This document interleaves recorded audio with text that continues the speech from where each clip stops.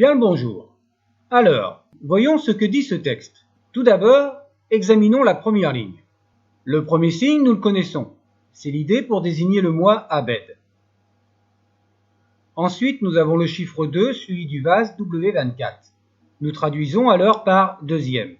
Nous le savons grâce à la vidéo numéro 26 pour les nombres ordinaux. Nous avons donc le deuxième mois. En regardant la vidéo numéro 27, nous pouvons traduire par une date.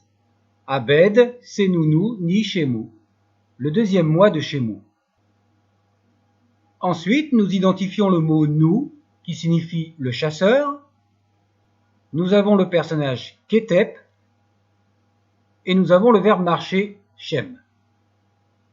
La préposition avec, le signe du canard pour le fils, et le hiéroglyphe du serpent pour le pronom suffixe son, en valeur possessive, son sasé, de la vidéo numéro 9. On peut traduire aisément par avec son fils. Nous reconnaissons le mot chasset pour le désert et la préposition m.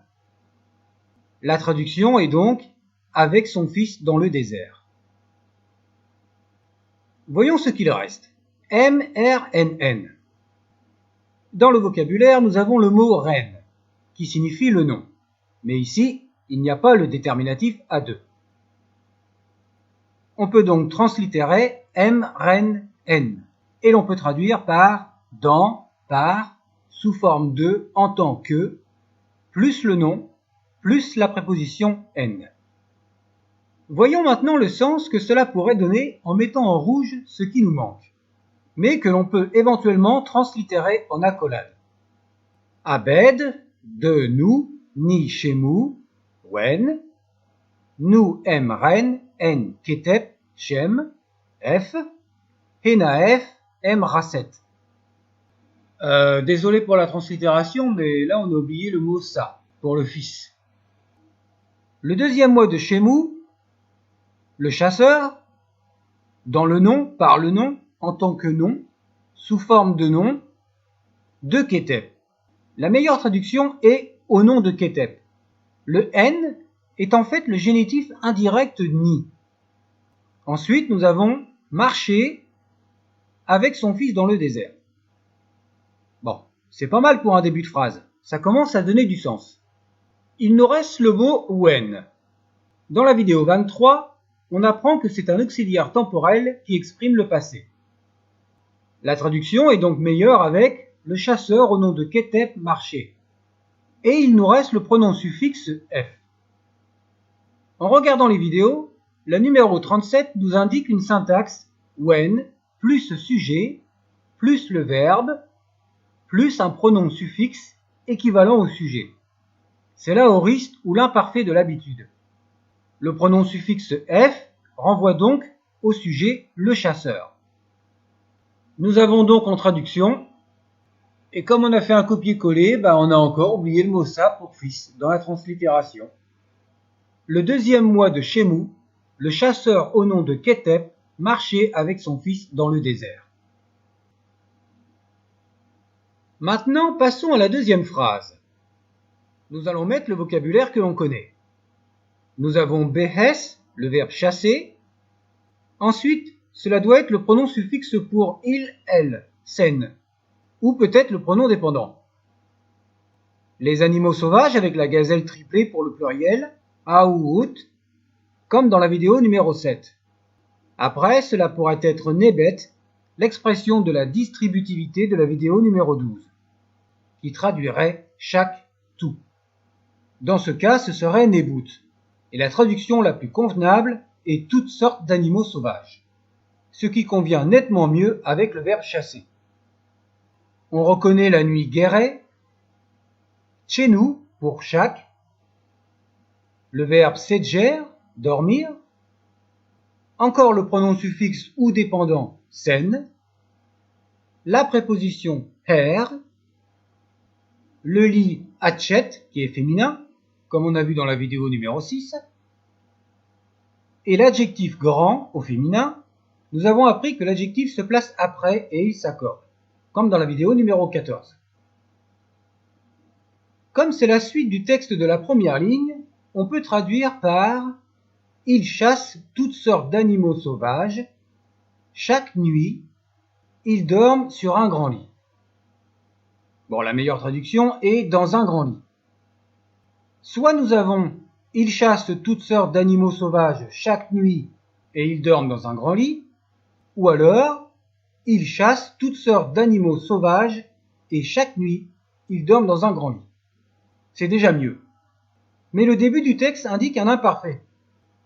On va rester sur l'imparfait et l'auxiliaire when, il sera en ellipse. Cela donne when behes sen, aout nebut, geret chenu, sedger sen, her hachet aat. Il chassait toutes sortes d'animaux sauvages. Chaque nuit, il dormait dans un grand lit. Passons maintenant à la troisième ligne. Voyons les mots que nous connaissons. On a une négation, suivie du verbe medoui, qui veut dire parler, peut-être la préposition n. Ensuite, nous avons saef, son fils, jer, depuis des, mesetef, sa naissance, une indication du passé when, it, le père, senem, être triste, iri, concernant, relatif à, comme on a vu dans la vidéo numéro 16, nen, le pronom démonstratif pour ce, cela, ceci. Essayons une traduction. Ne parle pas à son fils depuis sa naissance. L'auxiliaire du passé when permet de traduire le père était triste. Et enfin, nous avons concernant cela. Nous aurions le père qui ne parlait pas à son fils depuis sa naissance. Le père en était triste. Ce qui voudrait dire que c'est soit le père, soit le fils qui est triste. Ils ne se parlent pas depuis la naissance. C'est assez curieux comme traduction, et le sujet du début n'est pas exprimé. Le père ou le pronom suffixe serait en ellipse. Mais nous avons appris que le pronom suffixe ne peut pas être en ellipse, à l'exception de tout qui signifie on. Et si on essayait une traduction par la forme nominale perfective de la vidéo 38 avec le tilde après le verbe, qui donnerait ne pas pouvoir ou ne pas savoir. On aurait en medou en, sa f, jer, mesetef, qui traduirait son fils ne sait pas parler depuis sa naissance, ce qui impliquerait que son fils est muet depuis qu'il est né. Ça donne un peu plus de sens. S'il ne se parlait plus, ils n'iraient pas à la chasse ensemble. Ce qui donnerait une traduction en medouen saef, jer mesetef, wenit senem irinen. Son fils ne sait pas parler depuis sa naissance. Le père en était triste. Maintenant, la quatrième ligne, où l'on peut voir l'auxiliaire d'énonciation la copule you et l'auxiliaire du futur wenen. Nous avons donc trois séquences de phrases. On va les séparer de celles exprimant le futur avec wenen. La première, nous avons comme vocabulaire la copule you, le père it, la préposition her, le verbe parler à la forme de l'infinitif medut, her, auprès de, et saef, son fils. Dans la vidéo 34, nous parlons du progressif, l'action en cours, utilisée avec la préposition her, pour traduire être en train de. La traduction est donc le père est en train de parler à son fils. On notera au passage que c'est la préposition her qui est employée avec le verbe parler, medoui, pour traduire notre équivalence française à. Ensuite, nous avons à nouveau l'auxiliaire d'énonciation suivi du pronom suffixe n, qui traduit notre pronom personnel nous. On a la préposition r, suivie de la ville Kusae, et le mot beka, demain. La vidéo numéro 10 indique que pour traduire le futur, il existe le R d'état. Aller, se diriger. Ce qui conforte avec l'adverbe demain. La traduction est donc nous irons à Kusae demain. La dernière partie de la phrase indique donc un futur et nous avons le verbe demander. suivi de la route what. Et à la fin, nous avons le mot temple. Nit est accordé avec le mot route. C'est le syntagme du nom de relation expliqué dans la vidéo numéro 16. Par analyse, la traduction est « Nous demanderons la route du temple ». Parce que dans la vidéo 23, nous montrons un futur qui aura lieu au moment voulu. Nous pouvons en déduire que le père parle à son fils en ce moment, qu'il indique ce qu'ils feront demain. Ce n'est donc pas une habitude, ni une exclamation. Et l'on est passé au thème du discours après la narration. On remarque simplement que le futur est exprimé par deux syntaxes différentes. La traduction est donc « You eat her medut her saef » UN kiss beka, wenenen debe, wat nit hut netcher. Le père est en train de parler à son fils. Demain, nous irons à Kusae et nous demanderons la route du temple. Traduisons maintenant la cinquième ligne. Nous avons l'imparfait que l'on a déjà vu, il est exprimé par when. Nous avons mentiu pour les bédouins ou les nomades. Nous retrouvons le progressif de la vidéo 34, suivi de l'infinitif du verbe repi, qui signifie voyager. Nous avons à nouveau la ville Kusae, précédée de la préposition a, comme dans la ligne précédente. La copule you, notre personnage Ketep, la préposition her, son fils, encore la préposition her, le verbe saluer et le pronom sen. Voyons une première traduction. Les Bédouins voyageaient vers Kusae. Oui, c'est mieux de traduire vers Kusae à la place de à Kusae. Nous retrouvons une narration comme au début du texte à l'imparfait. Ensuite, nous avons Ketep, son fils, saluer, il, elle, eux. Nous avons clairement Ketep et son fils. La préposition her peut traduire aussi notre conjonction et, comme équivalent de Hena. Nous avons à nouveau le progressif de la vidéo 34, être en train de, avec la préposition her. Et pour le sens du texte, on peut comprendre que Ketep et son fils sont en train de saluer les Bédouins, qui vont également à Kusae. La translittération de cette ligne est donc When mentiu repet kiss, you Ketep saef ushet sen. Des Bédouins voyageaient vers Kusae. Ketep et son fils les saluent.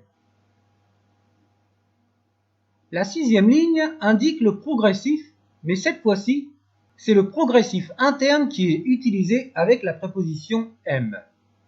Nous avons le verbe rechercher, précédé du pronom nous, et le temple.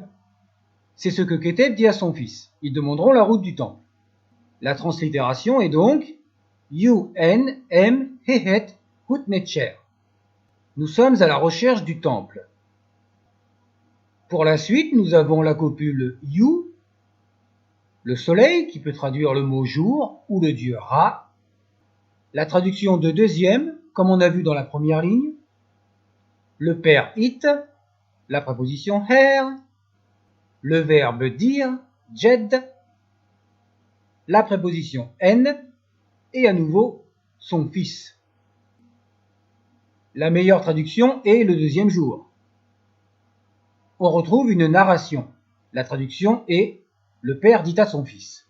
L'énonciation you plus her plus verbe, on la connaît. C'est le présent du moment, comme vu dans la vidéo numéro 34. On comprend donc qu'en ce moment même, le père est en train de dire quelque chose à son fils. En aucun cas, ce n'est pas le passé simple du verbe dire. Par déduction, on va retrouver un discours dans lequel, jusqu'à présent, on a seulement le personnage Ketep qui parle. Voyons la fin de la ligne. On reconnaît l'auxiliaire d'énonciation mec. Regarde, vois, qui doit être utilisé, si c'est le cas, avec le pronom dépendant, comme on a vu dans la vidéo numéro 21. Et les pronoms dépendants sont dans la vidéo numéro 19. Ensuite, nous avons hut netcher pour le temple. En pour la traduction de nous, qui ne peut être que le pronom dépendant, et non pas le suffixe précédé du égal. Et im, que l'on retrouve à la fin, qui exprime l'adverbe ici, là ou là-bas. Par déduction, Kétep et son fils vont au temple. Donc, ils sont arrivés. Et c'est Kétep qui l'annonce à son fils. La traduction est « Regarde, c'est le temple, nous y sommes ». Nous retrouvons le pronom dépendant « nous » et le pronom 0 pour le démonstratif « ce » pour le temple, comme vu dans la vidéo numéro 15. La translittération est donc « UNM hehet necher hut, eru senuno it her jeden saef, mek hut necher, enim ». Nous sommes à la recherche du temple. Le deuxième jour, le père dit à son fils « Regarde, c'est le temple, nous y sommes ». Enfin, la dernière ligne indique à nouveau l'imparfait. On reconnaît le terme « remet » pour traduire les personnes. Le verbe « prier », donc nous avons l'équivalence de personnes qui étaient en train de prier. Par déduction, les deux signes K et T sont la traduction de « autre » accordée avec le féminin de « remet ». Et si les personnes étaient en train de prier, ce serait forcément une habitude. Nous retrouvons donc l'aoriste avec le pronom suffixe S du féminin après le verbe, et qui correspond aux autres personnes. La différence se voit dans le sens en français qui correspond à un pluriel. Traduction, d'autres personnes étaient en train de prier. C'est mieux que les autres personnes, car on n'a aucune indication sur ce que font les autres, qui ne prient pas bien sûr. Il est donc convenable de traduire par une généralité, car ces personnes sont en train de prier, en plus de Kétep et son fils. Maintenant la fin du texte. When pour l'imparfait qui est répété, contrairement à la deuxième ligne où il est en ellipse. Wanebim, chacun d'entre eux, que l'on a vu dans la vidéo numéro 17. Ici nous retrouvons le féminin Watnebet imes, avec le S qui renvoie aux autres personnes, remet, le verbe vivre, et le suffixe S renvoie aux personnes qui sont en train de prier.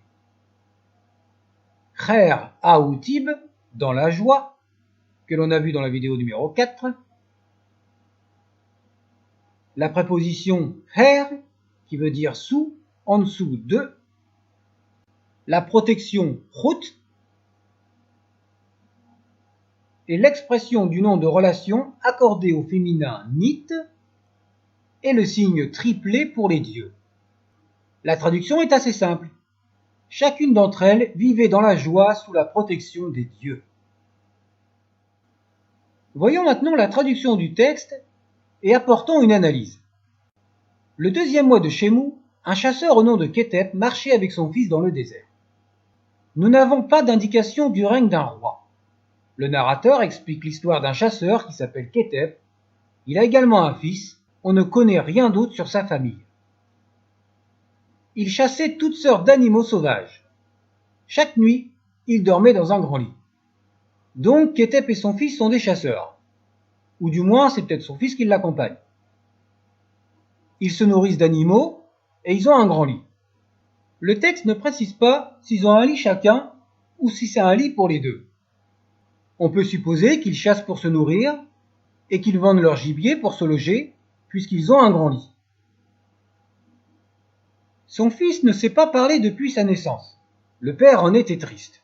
Son fils ne parlant pas depuis la naissance, on peut penser que le père ne peut pas travailler, donc il ne laisserait pas son fils tout seul, et il se nourrirait uniquement de la chasse. Le père est en train de parler à son fils. Demain, nous irons à Kusae et nous demanderons la route du temple. Pendant qu'ils sont à la chasse, Kétep décide certainement qu'il faut aller prier, mais ne précise pas pourquoi. Et nous n'avons aucune indication là où habitent Kétep et son fils. On peut supposer qu'ils prient parce qu'en Égypte ancienne, c'est la religion qui prône. On le voit à travers plusieurs textes. Alors pourquoi aller prier à Kusae? Peut-être parce qu'ils n'ont pas de temple, ou peut-être que s'il prie dans un temple, son fils pourra reparler. Cela pourrait être un prodige. Des Bédouins voyageaient vers Kusae. Kétep et son fils les saluent. Là, on ne sait pas si les Bédouins vont prier ou s'ils se dirigent simplement dans une ville qui est après Kusae. Et par la même occasion, Kétep demande la route du temple. Kétep sait comment aller à Kusae, mais il ne sait pas où est le temple. Donc cela signifie qu'il ne s'y est jamais rendu. Nous sommes à la recherche du temple. Le narrateur indique directement le dialogue, mais il n'y a pas la réponse des Bédouins mentionnée dans le texte. Il n'y a que Ketep qui parle. Le deuxième jour, le père dit à son fils « Regarde, c'est le temple, nous y sommes !» Le narrateur indique que c'est au bout du deuxième jour qu'ils arrivent au temple. Soit il y avait encore 2 jours de marche, ou bien ils se sont arrêtés une journée, voire une journée et demie. Nous n'avons aucune indication de lieu, ni d'indication temporelle au début ou au milieu du texte, et ni même à la fin. D'autres personnes étaient en train de prier. Il n'y a aucune indication des personnes qui sont en train de prier. Peut-être les bédouins ou les prêtres. Mais on peut en déduire, comme on l'a déjà évoqué, qu'ils prient, en plus de Ketep et son fils. Chacune d'entre elles vivait dans la joie sous la protection des dieux. Le narrateur indique à la fin du texte que les personnes vivaient dans la joie. C'est donc après le départ de Ketep et son fils que la situation se passe. Il n'est pas non plus précisé si son fils parle de nouveau, mais Ketep et son fils vivent dans la joie. Pourquoi mentionner qu'ils vivent dans la joie à la fin du texte ? On pourrait supposer qu'ils n'étaient pas heureux avant d'aller au temple, mais rien ne l'indique. En outre, comme son fils doit être muet, cela voudrait dire qu'il n'était pas heureux, et qu'un miracle s'est donc produit au temple de Kusae. Et il y avait des témoins parce que maintenant ils vivent dans la joie, et sous la protection des dieux. Notre hypothèse est que le narrateur a mis une conclusion évidente des habitants de l'Égypte. Ils vivent dans la joie sous la protection des dieux. À la place de « ils vivent encore plus dans la joie sous la protection des dieux ». Peut-être dû à un manque de place. Pourquoi on a mis ce texte ? Parce que la certitude n'est jamais définitive sans d'autres références passées ou contemporaines. Parce que tout égyptologue ne doit pas être influencé par le contexte dans lequel la traduction est établie. Et aussi parce que dans un texte, nous pouvons trouver plusieurs syntaxes, et donc il faut bien maîtriser la langue. Et cela ne marche pas seulement pour l'égyptien ancien, bien sûr. Voilà, c'était la fin des vidéos de la 2e année, qui a été rapide, mais avec beaucoup de syntaxe sur la conjugaison. Sur ce, bonne continuation, bye bye!